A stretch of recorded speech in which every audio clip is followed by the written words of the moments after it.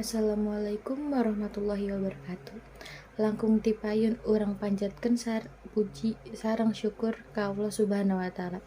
Tuhan Maha Esa anu mana masihan hidayah sareng inayahna ka urang sadaya. Janten urang sadaya tiasa kampel di acara ieu dina kaayaan sehat walafiat. Alhamdulillah. Para wargi sakalian nu dipika hormat kusim kuring dina waktos ieu abdi bade nerangkeun perkawis tema kabersihan nyaeta kumaha pentingna ngajaga diri dina hirup sehat jeung manfaat ngajaga kasehatan. Nu mana urang sadaya teh kedah atau wajib ngajaga lingkungan sakitar sareng awak nyalira yen urang sadaya tiasa ngajaga kasehatan tina sagala rupi panyawat nu aya. Kumargi kitu urang sadaya ge kedah ningkatkeun carana pola hirup nu sehat kanggo kapayuna hirup urang keun urang sakalian di kawitan ti ayeuna. Siga nu pernah diterangkeun dina salah sahiji hadis. Inna dhofatu minal iman. Nu hartosna teh kabersihan sebagian dari iman. Nu mata kudu dijaga ku urang-urang.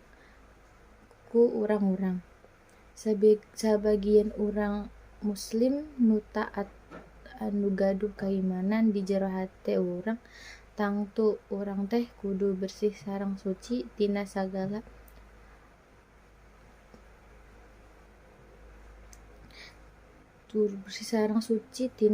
kotor atau najis anu nyebabkeun urang teu jadi suci. Allah Subhanahu wa taala marseup kanu hamba nu merhatikeun jeung ngajaga kabersihan. Bersih eta teh kaasup kana raga urang, diri urang, sareng lingkungan di sekitar urang. Tapi kebersihan eta teh rupina macem-macem.